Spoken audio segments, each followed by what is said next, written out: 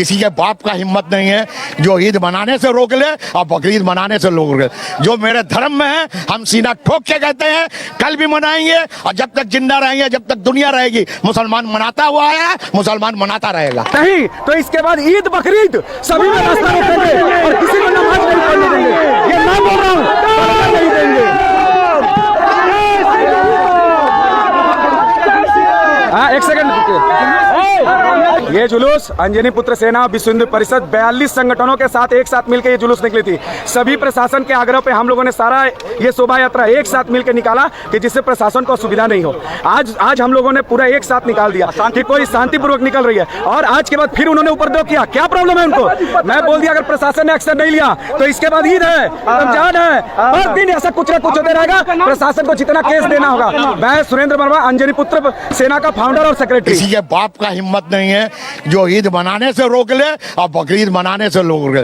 जो मेरे धर्म में है हम सीना ठोक के कहते हैं कल भी मनाएंगे और जब तक जिंदा रहेंगे, जब तक दुनिया रहेगी, मुसलमान मनाता हुआ आया, मुसलमान मनाता रहेगा।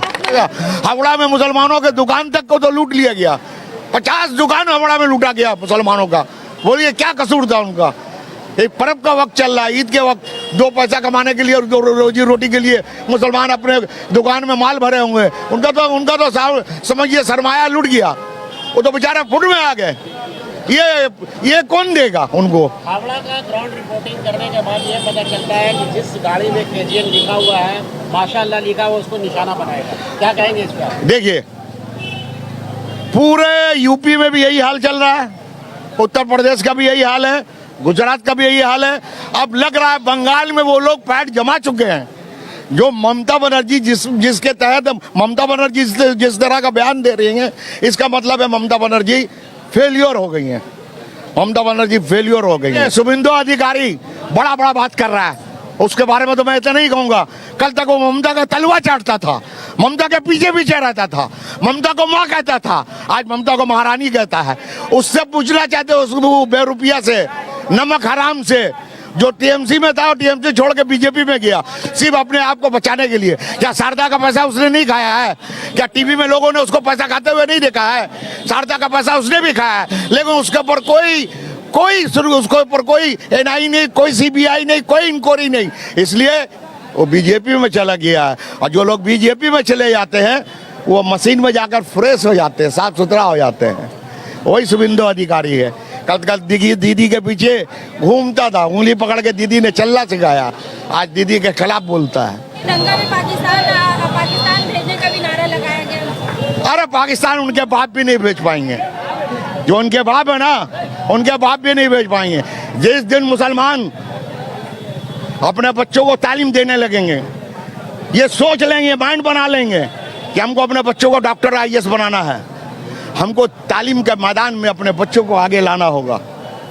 और यह रहा हिंदू मुसलमान की बात। हिंदू मुसलमान सारे लोग गलत नहीं है, सारे लोग हिंदू में भी गलत नहीं है, सारे लोग मुसलमानों में भी गलत नहीं है। चंद मुट्ठी भर लोग हिंदू धर्म से नफरत करना ये इस्लाम नहीं कहता। मस्जिद के मीनारे तोड़ो, कोई राम नहीं कहता। RSS और बीजेपी की यारो ये मक्कारी है। देश के गद्दारों से कह दो ये धरती जान से प्यारी है, ये धरती जान से प्यारी है। ये हमारी धरती है, ये हमारा वतन है, हम यहीं पैदा हुए हैं और यहीं मर जाएंगे। हावड़ा में देखा गया। और हमें पाकिस्तान भेजने के लिए 7 जन्म लेना पड़ेगा, 7 जन्म लेना पड़ेगा। एक अफगानी आता है तो पूरे हिंदुस्तान में राज करने लगता है और हमें पाकिस्तान भेजने की बात कर रहे हैं। देखिए हम मुसलमानों को गर्म नहीं करें तो ज्यादा बेहतर होगा। आखिरी सवाल। हाँ। में देखा गया कि हाथ में पिस्तौल लिए, हाथों में तलवार लिए लहरा रहे हैं, जय किसान के नारे लगा रहे हैं। देखिए एक बात आपको बता दें, चंद लोग हाथ में तलवार लिए या पिस्तौल लिए, पिस्तौल तो एक बच्चे के हाथ में भी दे दिया जाएगा, वो भी ऐसे हिलाएगा, उसको चलाने वाला भी तो होना चाहिए। इतना दम कहाँ से लाएंगे ये लोग? इतना दम नहीं है, कुछ दम नहीं है। ये सब एक हवा बनाया जा रहा है। और हम मुसलमान किससे डर रहे हैं? पुलिस से डर रहे हैं। हम मुसलमान किससे डर रहे हैं? अदालत से डर रहे हैं। इसलिए मालूम ये होता है ये दौरे तबाही है, शीशे की अदालत है और पत्थर की गवाही है। दुनिया में कहीं ऐसी तफसील नहीं मिलती, कातिल ही मुहाफिज और कातिल ही सिपाही है। मालूम ये होता है ये दौरे तबाही है। सच्चर कमेटी में क्या रिपोर्ट है? सच्चर कमेटी का रिपोर्ट क्या कह रहा है? सच्चर कमेटी का रिपोर्ट ये कह रहा है कि मुसलमानों की हालत चमार से बदतर है, दलित से बदतर है मुसलमानों की हालत। सच्चर कमेटी के रिपोर्ट में कितना काम हुआ हमको बताइए तो जरा सा। सच्चर कमेटी का रिपोर्ट तो ये कह रहा था, और ये मनमोहन सिंह के जमाने में ये रिपोर्ट आया था, तो उस रिपोर्ट में कितना काम मुसलमानों के लिए हुआ। और हम मुसलमानों को तो हिंदुस्तान में गद्दार समझा जाता है, हम मुसलमानों को वफादार कहाँ समझा जाता है। और मैं उनसे कहना चाहता हूँ, तुमसे ज्यादा वफादार हम लोग हैं। इस मिट्टी से उतनी मोहब्बत है हम लोगों को। अगर वजू का पानी नहीं मिलता है, अगर किसी जंगल में हम लोग चले गए, अगर वजू का पानी नहीं मिला तो हिंदुस्तान की मिट्टी से वजू करके हम लोग नमाज अदा करते हैं। ये है हिंदुस्तान से हमारी मोहब्बत। आप हमसे बोलते हैं हम वफादार नहीं है, इस मिट्टी से मोहब्बत है। जो जिस मिट्टी से हमको मोहब्बत है, उस मिट्टी से हम वजू कर ले तो हमारा नमाज हो जाता है। अब आप सोचिए ये मिट्टी से कितनी मोहब्बत हमें, और आप हमें गद्दार कहते हैं, हमें गद्दार समझते हैं। आप लोगों को सब कुछ दिखाया। अब मैं पूरा देश के सामने कुछ सवाल रखना चाहता हूँ। होम मिनिस्टर साहब ने, अमित शाह जी ने कलकत्ता का मेयर का 2-3 दिन पहले फ़ोन करके पूरा हालचाल पूछा। वो सिर्फ कलकत्ता के लिए चिंतित था, और जो बिहार में हो रहा था, झारखंड में, मतलब पूरा देश में जो बहुत जगह में मस्जिद का ऊपर जाके झंडा लहराया गया, मस्जिद को तोड़ फोड़ किया गया, और भी बहुत ऐसे मतलब दंगा फसाद हुआ। बहुत गाड़ियों को, बहुत कुछ को जलाया गया, बिहार में शोरूम को लूटा गया, उसको भी मैं पूरा डिटेल्स वीडियो बनाएगा। लेकिन ये सब जो हुआ, इसको लेके हर मेयर को हमारा देश का गृह मंत्री, होम मिनिस्टर फ़ोन किया था? नहीं किया था। सिर्फ कलकत्ता का मेयर को फ़ोन किया था। क्यों? उधर मुसलमान ज़्यादा है, फिर भी मुसलमानों ने कुछ नहीं किया। तो एबीपी आनंद ने, क्योंकि इस्लाम में मुसलमानों को ये इल्म दिया नहीं जाता कि तुम किसी को मारो काटो, कोई दूसरा धर्म का ये करो। ममता बनर्जी ने एबीपी आनंदो का एक इंटरव्यू देते हुए कहा कि जो लोग क्राइम किया है उन लोगों को सजा दिया जाएगा। रूट का परमिशन नहीं था, और क्या है कि पुलिस का ऊपर से परमिशन नहीं था, तो हर किसी को क्यों अरेस्ट नहीं किया गया? वीडियो में दिख रहा है ना कौन कौन है। तो सबको ऊपर ईओपी लगा के जेल में क्यों नहीं डाला गया? फिर आश्वासन दिया गया। मैं भी ये देखता हूँ, दिखाई तो देगा ना, मैं भी एक बंगाल का लड़का हूँ ना, देखता हूँ कि ममता बनर्जी ये अपना काम निभाता है कि नहीं संविधान के हिसाब से। ये इतना बड़ा क्राइम है, दूसरे का गाड़ी को जलाना, घर को जलाना, दूसरे का जाके उधर जाके कि दूसरा मतलब दंगा फसाद लगाने वाला, मतलब जो नारा है वो लगाना, एक ही देश एक ही नारा, और क्या क्या सब बोलता है। तो ये सब जो किया है, ये तो क्या है? दंगा लगाने का। तो दंगा लगाने का तो ईओपी लगना चाहिए। कितने के ऊपर ईओपी लगाया ममता बनर्जी। और उनमें आम मुसलमानों को बोलना चाहता हूँ कि तृणमूल का लीडर जो आके बोलता है ना तुम्हारा घर में कि हम तुम्हारे लिए है, एक भी आके आवाज उठाया नहीं, नेता का खिलाफ हो जाएगा। वो जो एमएलए है, जो एमपी है, सब आके सोशल मीडिया पे बोला कि हम लोग सीएम को बोलेंगे कि सबके ऊपर ईओपी लगाना चाहिए। हर वो कमिश्नर को जाके बोला कि इन लोगों के ऊपर अभी तक ईओपी क्यों नहीं लगा के जेल में क्यों नहीं डाला गया।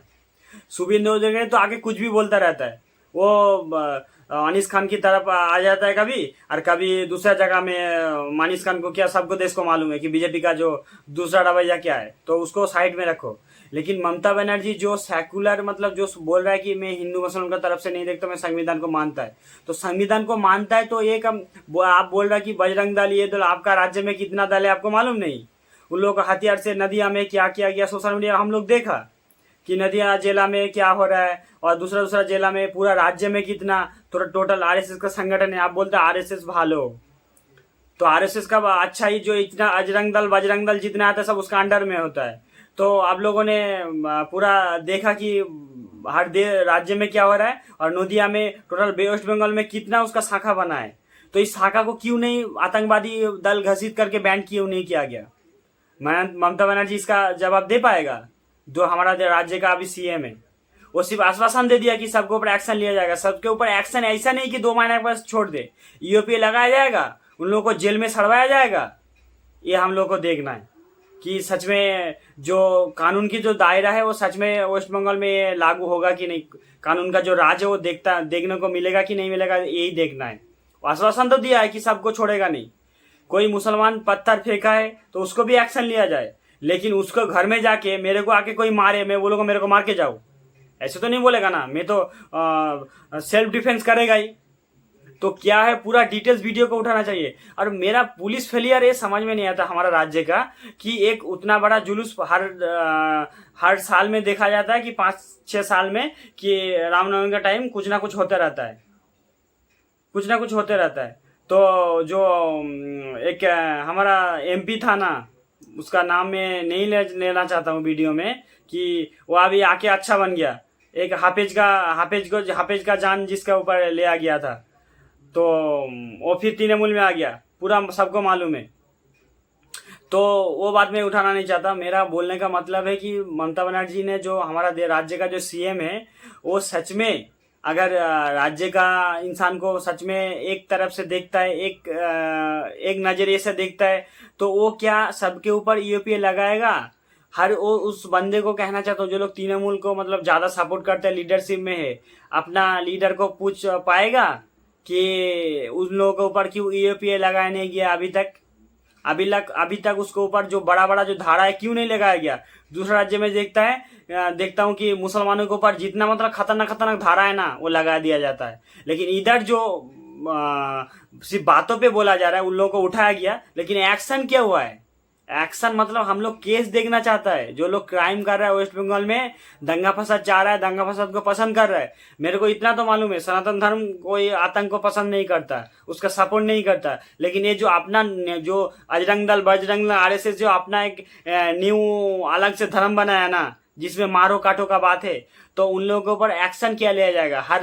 हर उस जो संगठन है सबको बैन किया जाएगा, आतंकवादी संगठन बोल के। नहीं तो कोई आके बोल रहा है मैं ईद बनाने नहीं देगा, तेरा बाप का देश है, तेरा बाप का राज है, जंगली जानवर। तेरा माँ ने तेरे को ये नॉर्मल जो इल्म है वो भी नहीं दिया, तेरा नॉर्मल जो ज्ञान ये नहीं दिया, तो आतंकवादी वाला बात बोल के चला जाता है। और आम जो हमारा हिंदू भाई है वो फंस जाता है, वो जेल में सड़ता है, वो समझता नहीं है। तो ये इन लोगों के ऊपर एक्शन किया रहा है, वेस्ट बंगाल से किया जाएगा। जो बोल रहा है मैं ईद बनाने देगा, बकरीद बनाने देगा, अरे तुम लोग का नामर्द, तुम लोग तो नामर्द है। क्योंकि मर्दानगी होता ना, तो हर जो बीफ एक्सपोर्टर फैक्ट्री है बड़ा उत्तर प्रदेश में, जो राज्य में बड़ा फैक्ट्री, उधर जाके तुम पहले धरना देते। तुम आम मुसलमानों को मार के क्या साबित करते हो? उसमें वो मर्दानगी नहीं है, नामर्द हो तुम लोग नामर्द। चुल्लू भर पानी में डूब कर मर जाना चाहिए तुम लोगों को। तो साइड में मैं लास्ट में एक वीडियो बनाएगा तुम लोगों को लेकर। लेकिन मेरा आज बात है राज्य का CM को लेके। वो बोला है कि ABP आनंद आके कि मैं राज्य का सबको मतलब ये आश्वास देता हूँ कि सबके ऊपर एक्शन लिया जाएगा। कैसा एक्शन? अभी तक कुछ हम लोग को मिला नहीं कि कितने के ऊपर EOP लगाया गया। सिर्फ EOP कानून बनाया कि मुसलमानों को लगाने के लिए, जो क्राइम करेगा वो दूसरा धर्म का है तो उसके ऊपर लगाया नहीं जाएगा। इतना मेरा सवाल है। हर उस तृणमूल को लीडर को बोलना चाहता हूँ, तुम एक ये सोचो कि तुम लीडर से तृणमूल को पसंद करते हो, वो अलग बात है, तुमको जो अच्छा लगे करो। लेकिन तुम्हारा इलाका में अगर कोई क्राइम हुआ है, तुम्हारा पार्टी कुछ नहीं बोल रहा है, तो तुम्हारा मर्दानगी बर्बाद हो गया, तुम्हारा जमीन मर गया, तुम हक बात नहीं उठा सकते हो। अगर उठा सकते हो तो हर उस लीडर को बोलना चाहता हूँ। एक मौलाना भी है ना वो पार्टी में, वो क्या बोला है तो अभी तक न्यूज़ में कुछ दिखाई नहीं दिया। वो सिर्फ मंत्री पद लेके अपने मजे में है, अपना मजे में है, उससे कुछ मतलब नहीं है। ठीक है, तो किसका बात कर रहा हूँ सबको राज्य को सबको मालूम है। एक मौलाना का डिग्री लिया हुआ है, मतलब कौन सा डिग्री है क्या है उसका काम मेरे को मालूम नहीं है। लेकिन मैं बोलना चाहता हूँ हर उस आम लीडर से भी कि तुम्हारा CM को पूछो, तुम लीडरशिप में हो ना। मैं तो आम मुसलमान हूँ, आम नागरिक हूँ राज्य का, मेरा बात उधर से कांटेक्ट हो नहीं पाएगा, इसलिए सोशल मीडिया में बोलना पड़ रहा है। जो लोग उसके साथ कनेक्ट है, कॉन्ट्रैक्ट में है, तो उन लोग को तुम्हारा CM को पूछो कि वो एक्शन लेगा क्या, कितनों के ऊपर EOP लगाएगा। नहीं लगाया तो ये दोगला वाला काम है, जो पहले हमारा चचा ने बोला है ना, ऐसे ही है। तो राज्य का हर इंसान को सतर्क रहना चाहिए, क्योंकि खुल्ला ये लोग तलवार लेके पिस्तौल लेके घूम रहा है। अभी तक EOP लगाया नहीं, तो मतलब सरकार फंस गया कि डायरेक्ट पिस्तौल देकर रहा है तो कुछ बोल रहा है। लेकिन अगर इन लोगों का संगठन को बैन नहीं करता तो मतलब उसका सपोर्ट में है, इतना हम लोग को समझना चाहिए। तो राज्य का हर इंसान को, हर मुसलमान को बोलना चाहता हूँ सतर्क रहो। ये लोग कभी भी कुछ भी कर सकता है, तुम्हारा लीडर तुमको बचाना नहीं आएगा।